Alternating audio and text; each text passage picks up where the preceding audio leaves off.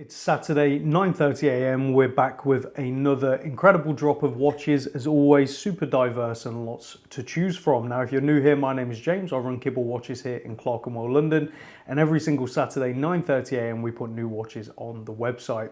You can see every single watch listed down in the description, as well as timestamps. So let's say you're here just to see one of the awesome DOXAs on the table, you can skip straight to that watch, as well as head to the website to see all the photos and details and everything that you could possibly need, book an appointment, all that kind of stuff. I do want to just quickly say we are appointment only in the office. You can't just swing by, and we are pretty much booking up in advance as well, especially with the run up to Christmas. It's been incredibly busy, so thank you all very much for that, but please do book your appointments in advance to avoid disappointment or not getting an appointment slot. I'm quite strict on it for your security, for my security, and for just the ease of flow, because it is me who does the appointments. Now, I do want to just quickly say I did break my finger at the weekend just gone.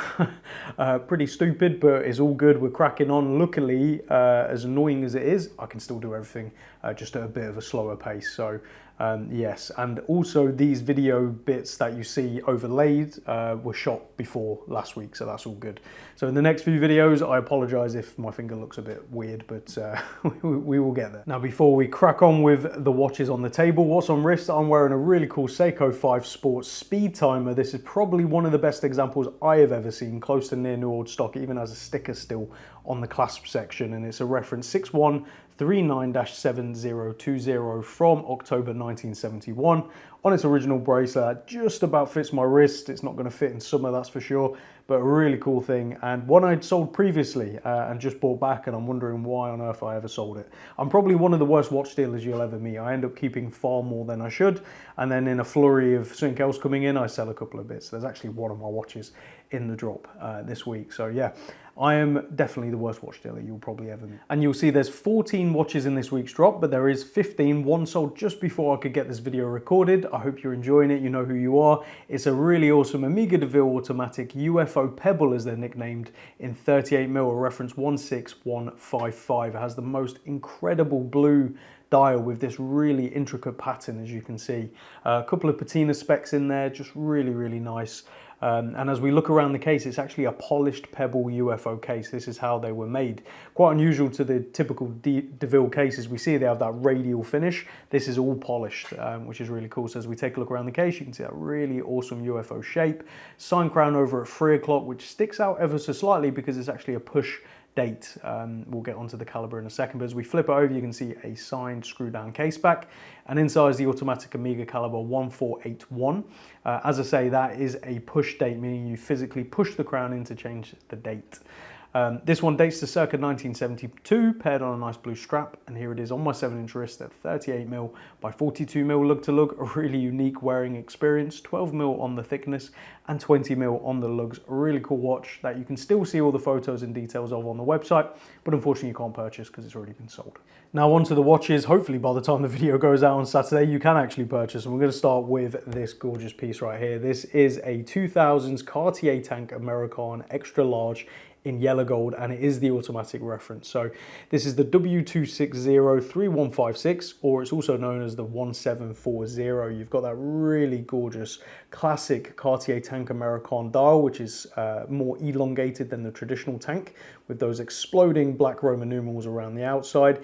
In a minute track, Cartier stated there at 12 o'clock, date tucked away nicely at 6 o'clock, and those blued hands. Now there is a really wonderful faint sort of guilloche pattern throughout the dial, which is really hard to capture and see in photos, and it's also quite hard to actually see in the metal, like actually with your eyes. It's so faint and subtle, which is beautiful. Then we come on to the case. You can see 18 karat yellow gold. You've got polishing along the tracks on either side with brushing in the center parts, and then brushing along the sides with the screws for the construction of the case, and also the strap as well, which is screw bars. At 3 o'clock you have that wonderful hexagonal sapphire set crown, sapphire cabochon. Really, really beautiful. And as we flip it over, a screw down case back with all the relevant details and hallmarks as you'd expect. Now, beating away inside, this is actually the automatic ETA caliber 2000-1. And it does come paired on a Watch Gecko strap, but it does also have its original black Cartier strap with 18 karat yellow gold Cartier buckle as well. It's just, we've got it paired on this one because I think it looks really cool on this strap and gives the options for both. It's circa 2000s. It does come with a service pouch and Cartier service papers from 2018 and 2023. So you've got 2 lots of Cartier paperwork there, as well as the additional strap and buckle. Here it is on my 7-inch wrist at 26mm by 44.5mm lug to lug. Whilst it's called the extra large, it's an earlier extra large, so it's actually quite, it's on the smaller side compared to some more modern XL Cartiers. 8.5mm on the thickness and 19mm on the lugs. It's an absolute dream on the wrist, a sort of grail reference for a lot of people, and priced incredibly well in my opinion. So go check this one out on the website today. From there over to something very left field compared to the Cartier Tank Americaine. This is the Louis Erard and Vianney Halter Le Regulator 42mm. As a lot of you will know, Louis Erard has been absolutely killing it with the collaborations over the few years they've been going, and this is a collaboration with Vianney Halter, an incredible watchmaker, incredible design. It's all brought into life with this Louis Erard regulator. So a regulator, the way it works is you have your hours up at 12 o'clock in that subdial, your minutes are the traditional minute hand for the sensor, and seconds down at 6 o'clock. So it does take a second to sort of read the time, but you get used to it quite quickly, and it's just an interesting way to sort of tell the time, and it has sort of historical relevance as well. If you go read about it online, it's very interesting. Really nice numerals throughout, really beautiful graining pattern as well, and on those grey bits, it's almost like leather with the texture. Really beautiful, and I've tried to do some macros on the website that you can see. I'm a big fan of Louis Erard and Vianney Halter, of course, as well, but this is just a great collaboration, which is super affordable in the grand scheme of things. As we take a look around the case, you've got a really nice polished case, really nice sloped lugs that come straight off the case and come down quite aggressively, which makes for a very good wearing profile, even at 42mm. Sign crown at 3 o'clock, and as we flip it over, an exhibition case back, which still has a sticker over it. It's a limited edition of 178 pieces total. And that movement right there is an automatic Sellita SW266-1, and it does compare it on its original Louis Erard blue suede strap with its signed buckle. The strap has got some fraying where it has been worn, and it does come with a unworn strap, the exact same strap in the box as well. So you've got that to swap out to if you want to when you get the watch. It's December 2020, box and papers, everything with it. And here it is on my 7-inch wrist, 42mm by 49mm lug to lug, 12mm on the thickness and 22mm on the lugs. Really great wrist presence, really great watch overall. And again, for the price, quite a bit under £4,000, I think you're getting something really unique, something really different, and something you just won't see around that often at all, if ever. So go check it out on the website today. Now on to a fantastic IWC Pilots chronograph Spitfire 41mm, specifically the reference IW387901. This is one of my favorite modern reference from them that can be picked up for an absolute steal, also under £4,000. For an IWC Spitfire chronograph, which just blows my mind. So you've got your classic IWC layout right there, the day date over at 3 o'clock, running seconds down at 6 o'clock, 12-hour subdial at 9 o'clock, and 30-minute totalizer up at 12 o'clock. Normal pump pushers, which aren't screwed down, but you do have a screw down crown. And you've got the white numerals with sort of faux patina in the luminous indices and the hour and minute hand. Again, a nice sort of contrast, especially against the matte black dial. Then we come onto the case, you've got sort of like a polished lip with brushing throughout the bezel, and then brushing all atop the case, again with a polished thin chamfer that goes all the way around. Really nicely done. Big signed screw down crown at 3 o'clock with pump pushers at 2 and 4 for the chronograph. Then we flip it over and you can see a Spitfire proudly stated right there on the case back, and all of the relevant details, and it is a screwed down case back as well. Inside is the automatic IWC caliber 69380, and it does compare on a new and unworn IWC canvas strap, and there is the old strap in the box, and obviously the buckle has got a bit of wear, and the old strap obviously has wear as well, but we've swapped out onto the new one ready for you. It's from December 2020 with its box and paperwork ready to go, and here it is on my 7-inch wrist at 41mm by 51.5mm lug to lug, so it's quite long on the lug to lug length, but it still wears relatively well. 15mm on the thickness. I have to say it doesn't feel that thick on wrist, but obviously it is a thicker chronograph. and smaller 20mm on the lugs, so endless options for swapping this one out. I think it's a great looking watch, and again, for the money, you're getting a real piece of IWC history with this, so go check it out today. From there over to a cool watch that I've always enjoyed and actually think it looks pretty cool on wrist. This is the IWC Aquatimer Automatic 42mm on the bracelet, specifically the reference IW329002.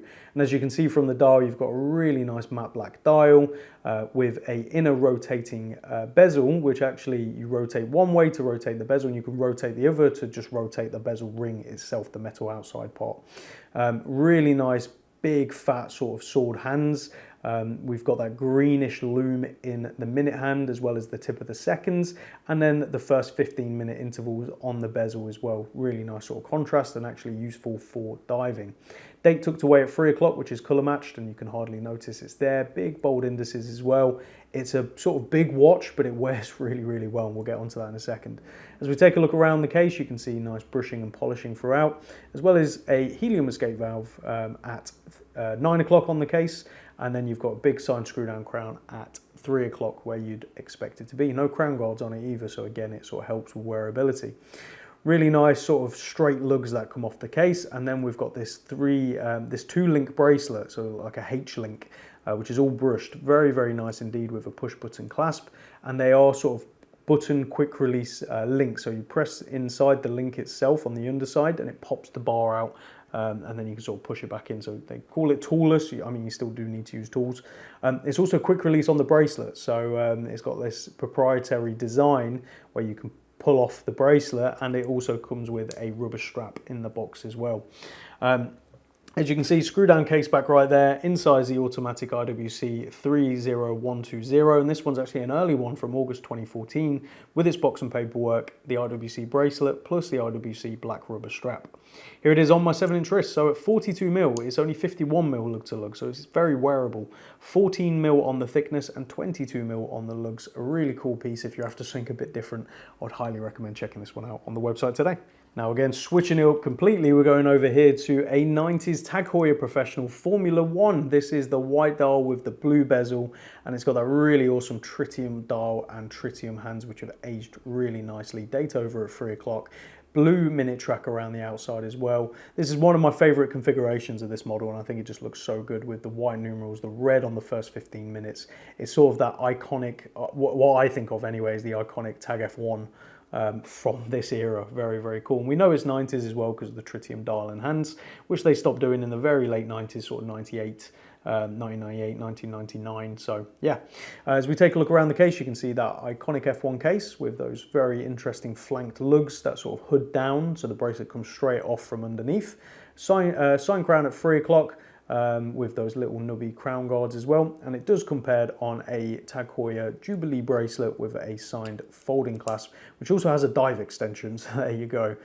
Signed screw down polished case back, and it is a reference WA1219, and inside is a quartz ETA 955.412. As I say, circa 1990s, and this one actually comes with its box and booklets as well. Here it is on my 7-inch wrist, 35mm by 39mm lug to lug. 8.5mm on the thickness and 18mm on the lug, so a lot smaller than the modern re-edition, I guess you'd call it. I still prefer this one on wrist, I have to be honest, and for quite a bit under £1,000, especially with box and booklets and a good example like this that's not been battered, it's a good pickup. So go check it out on the website today. Now on to one of my favourite modern DOXA watches, and this was the one I think would have been actually one of the first ones I ever sold back in the day, and obviously DOXA has taken off, but this is still one of my favourites. This is the DOXA Sub 300 Searambler Aqualung limited edition of just 300 pieces total in 43mm. Now as we take a look at the watch, you've got that really nice silver dial, classic DOXA automatic stated at sort of 10, 11 o'clock, Sub 300 Searambler stated down there as well, date over at 3 o'clock, and the Aqualung emblem on the dial right there, which is really, really cool. Black minute hour hand, bright orange vibrant minute hand with a orange tipped second hand. It's very much reminiscent of the vintage and original Searambler Aqualungs from the past, which is why I like it so much. You've got a mixed brushed and polished bezel with an outer minute track as well as a diving bezel right there as well on the outside. Really, really nice classic 43mm cushion case profile with brushing all along the top, polishing along the sides, a big signed DOXA signed screw down crown at 3 o'clock. And then we come to the Jubilee bracelet, which comes from, as you can see, a 20mm lug width and then flares straight out to the same dimension as the case, and it tapers towards the clasp, which is a folding clasp that you just pull open and has a dive extension with 4 holes in the clasp for adjustment. Really nicely done. As I say, you can see from the screw down case back all the details right there, and it's a limited edition of 300 total, US divers stated right there. Really cool early piece of DOXA history. Inside is the automatic ETA caliber 2824-2, and it's from May 2018 with its box and paperwork ready to go. Here it is on my 7-inch wrist at 43mm by 44.5mm lug to lug, 13mm on the thickness and 20mm on the lugs. It wears beautifully, it's a great looking watch, and these hardly ever come up. I haven't seen one come up for sale in a long time. So if you're a DOXA collector and you don't have this one, now's a great opportunity to pick it up. And from there to another really cool DOXA, a bit more in line with the modern DOXAs we see today, but a really cool one nonetheless. This is the DOXA Sub 300T Diving Star Poseidon Edition, limited to 500 pieces in, again, 43mm. Now we have that vibrant yellow dial, as you can see, DOXA Automatic stated in the same place as the previous one, Sub 300T Diving Star stated down there, date over at 3 o'clock, and the Poseidon logo, or emblem I should say, at sort of 7, 8 o'clock. Really, really cool, especially with the black outer track and the black hour and minute hand, as well as the second hand. That just creates that really sort of sharp contrast against the yellow. Very, very cool indeed. Same brushed and polished bezel with the outer minute track and the diving bezel, which is done in yellow. Again, a nice little touch. Brushing all along the cushion case and then polishing along the sides. This one actually has a helium escape valve at 9 o'clock on the case and a signed screw down fish crown at 3 o'clock, which recesses nicely into the case. We then come to the Jubilee bracelet, which doesn't flare out like the previous one. It comes straight off the 20mm lug width, with the polishing on the center and brushing along the sides. Same folding clasp with the same 4 holes for adjustment and a diving extension. As we take a look at the signed screw down case back, you can see all the details stated there. Limited edition of 500 pieces total. Very, very cool watch indeed. And inside is another automatic ETA 2824-2, a classic movement. This one's from May 2018 with its box and paperwork ready to go. 43mm, here it is on my 7-inch wrist, sorry, 43mm by 44.5mm lug to lug, 13.5mm on the thickness, so slightly thicker than the Searambler Aqualung, and again 20mm on the lugs. So be sure to check this awesome watch out on the website today. Now we are on to a British brand with Studio Underdog. This is the O2 series Pink Lemonade 37mm, which has the really awesome pink lemonade dial. As you can see, that gradiates from the yellow lemony colour at the top going down to the pink lemonade colour at the 6 o'clock. That gradient is absolutely wonderful on that sort of glass disc, which is screws in the dial at 3 and 9. Studio Underdog stated right there. Nice luminous sword hands, as well as a loom tipped second hand. I believe, if I'm remembering correctly, the dial is also luminous. Again, very, very cool indeed. You have a polished bezel brushing along the case, a signed crown at 3 o'clock, and as we flip it over, a very nicely decorated screw down case back. And beating away inside this is the manually wound Sellita SW210, and then it comes paired on a strap tailor suede strap with a signed buckle that suits the watch beautifully. This one's from December 2023 with its box and paperwork, and here it is on my 7-inch wrist at 37mm by 46mm lug to lug, only 12mm on the thickness and 18mm on the lugs. This is definitely one of my favourite designs of the Series 2. I think they've done a good job with it, and it's a nice mix to the chronographs they have. So go check this one out on the website today. Now on to a watch that I'm half tempted not even to try and pronunciate because I'm going to butcher it and everyone's going to moan at me, but I believe it's the Bao Blue Eke Vesperal Automatic 39mm on a bracelet. That's the last time I'm going to say it, I promise. Really, really interesting and cool watch, as you can see, with that really nice grained silver dial with those indices which are recessed into the case. And then to the most interesting part, in my opinion, is the hands. Now, they are constructed of 3 circles with a little nib on the minute and hour hand. So the hour hand is obviously the smallest circle, the minute hand is the middle circle, and the seconds is the blue circle. Very, very interesting. Takes a second to tell the time, but nonetheless, a very cool design with the inner minute track, inner numerals, sorry, stated right there, and a date down at 6 o'clock in blue. nice little contrast to the case. You've got that really nice brushing on the top, polishing around the sides, and these sort of inner grills in the case itself where it recesses in. Very nicely done. Sign crown at 3 o'clock, and as we flip it over, exhibition case back right there with a custom rotor. This is actually a Miyota caliber 9015, so part of the 9000 series, and it comes paired on this really nice sort of mesh bracelet, very finely made, with a sliding adjust clasp, so you sort of place it into where you need it to be and clip it down. Really simple, really easy, and you can adjust unlimited amounts, which is good. And it is also quick release, so you could swap it for a standard strap if you so wish. Limited to just 888 pieces total. It's from April 2023 with its box and paperwork. Here it is on my 7-inch wrist at 39mm by 45mm lug to lug, 10mm on the thickness and 20mm on the lugs, so you could really swap this out for anything you wanted.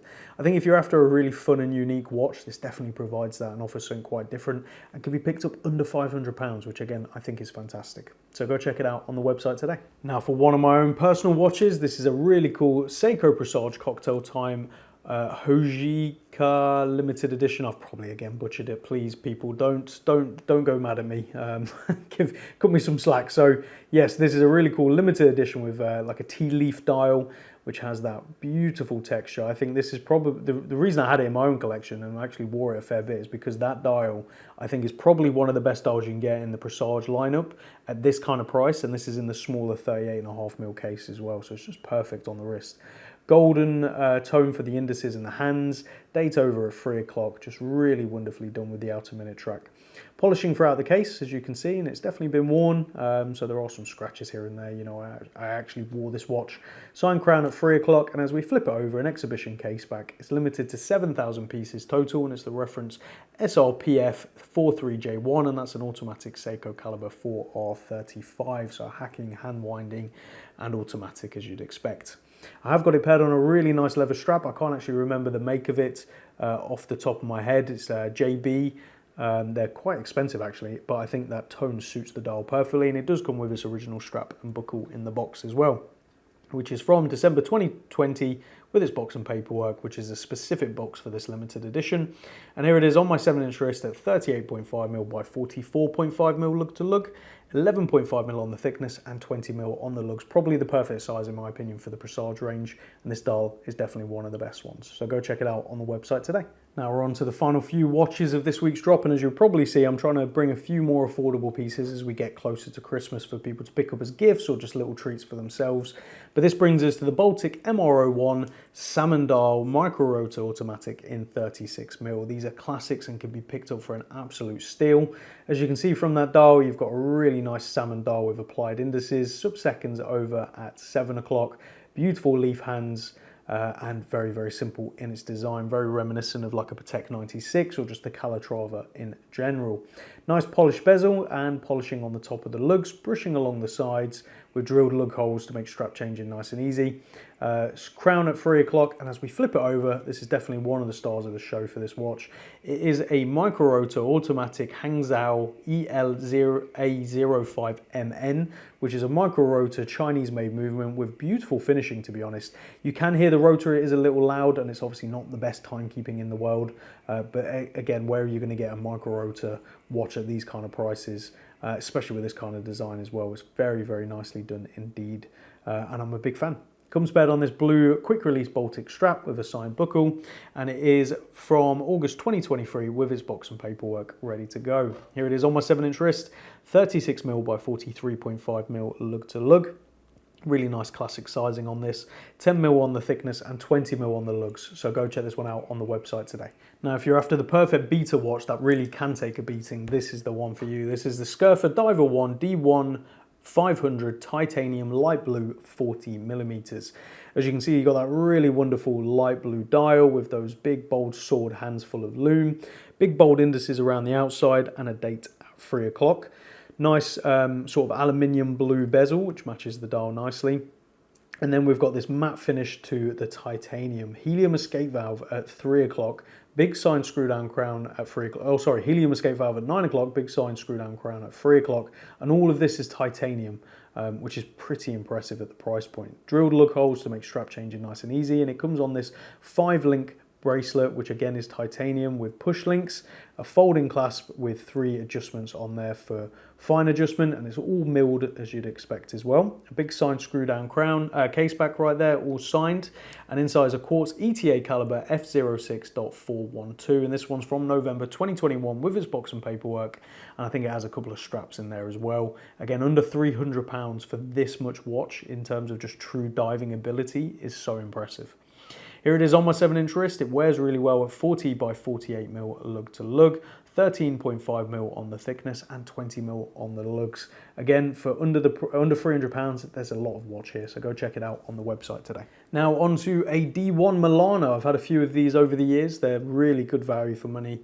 And just a great design, obviously lending very heavily from the Royal Oak and the Nautilus and the Engineer and all those kind of things merging together to create this watch.